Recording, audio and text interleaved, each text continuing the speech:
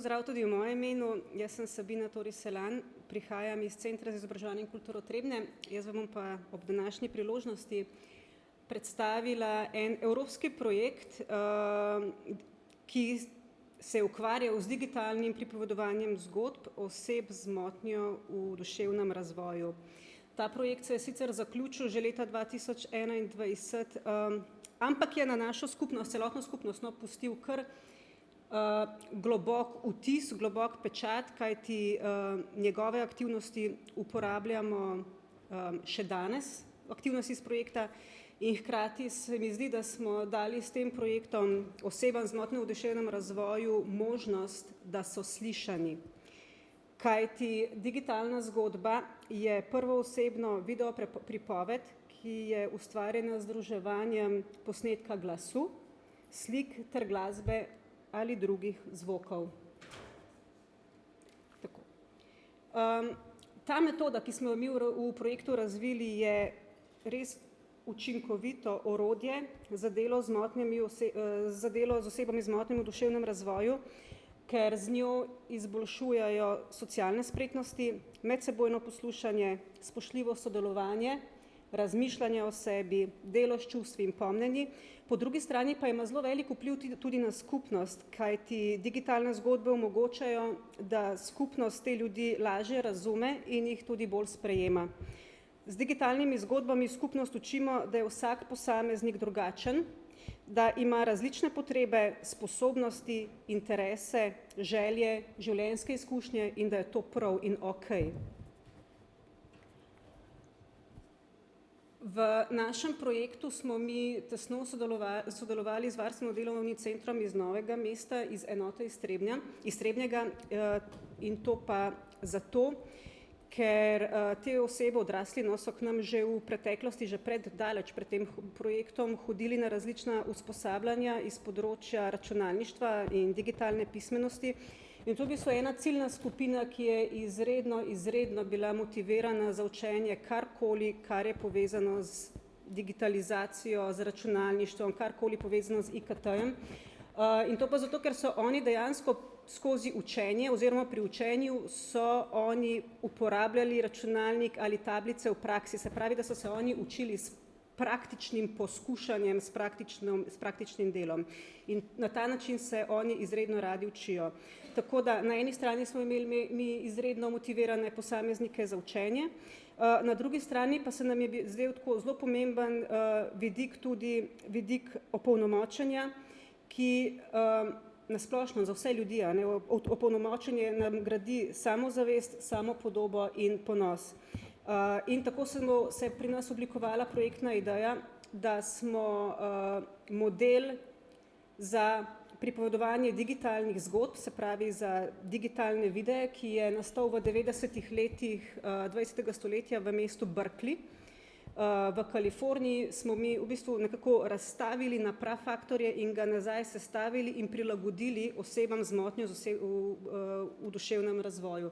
Tako da v tem projektu smo naredili tudi za njih, za te osebe priročnik, kako uporabljati, ki je prilagojen njim, ki je dobil tudi znak lahko branje, tako da smo se res posvetili njim, da bi to metodo njim čim bolj približali in da bi se lahko oni čim lažje in sami izražali.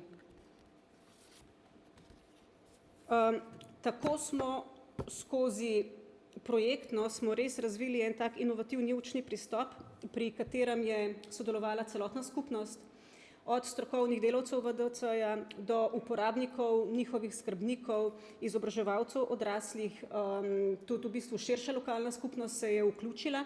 In prva stvar, ki smo morali v tem projektu narediti, da smo mentorjem ali facilitatorjem, kakor smo jih poimenovali, da smo najprej njih opremili s kompetencami, kako to zgodbo, neko digitalno osebno pripoved, zgodbo narediti. Ti mentori so bili ponavadi strokovni delavci iz VDC-ja, nekaj jih je bilo pa tudi iz naše organizacije. No, potem v naslednjem koraku pa smo mi to metodo uporabili v praksi.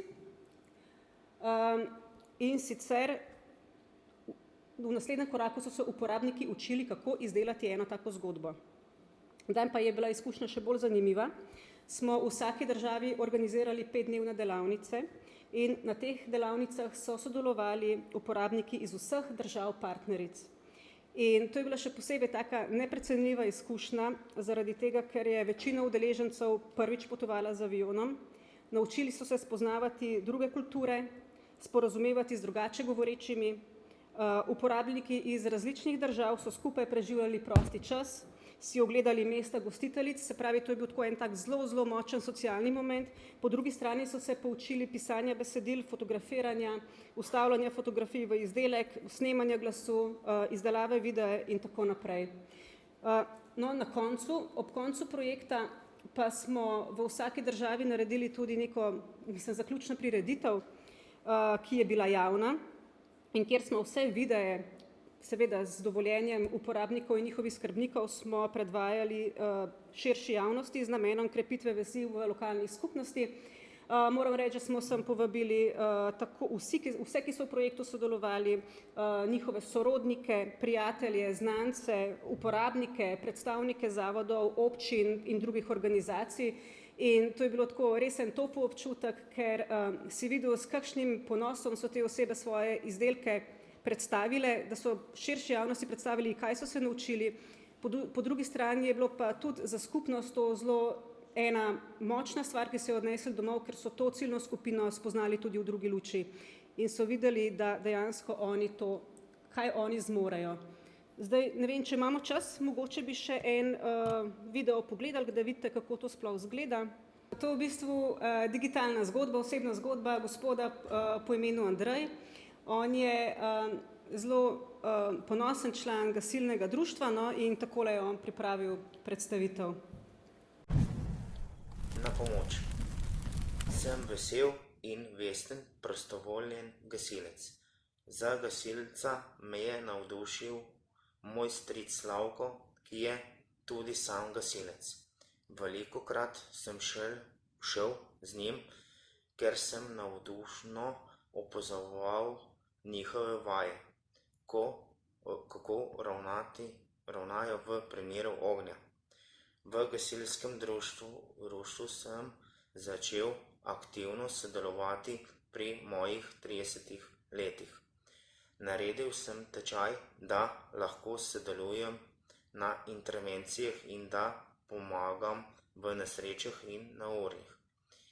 Imam pa tudi izpit za avto in traktor, zato pa lahko pri gasilcih vozim kombi.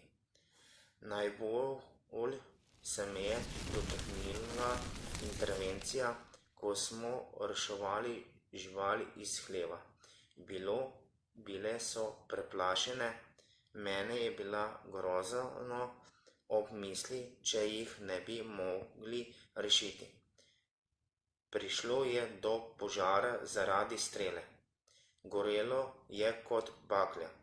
Ogenj je spreminjal barve, iz svetlo gorečega plamena je ogenj prehajal proti bolj temno modremu oblaku dima, ki je prehajal v temo gospodarskega poslopja. Nismo mogli rešiti. Uspelo pa je nam rešiti vso živali, bil sem srečen. Moje vesel trenutek pa je tudi gasilska veselica. Na veselici imamo veliko dobre hrane in pijače. Poskrbimo pa tudi za živo muziko, zelo rad plešem.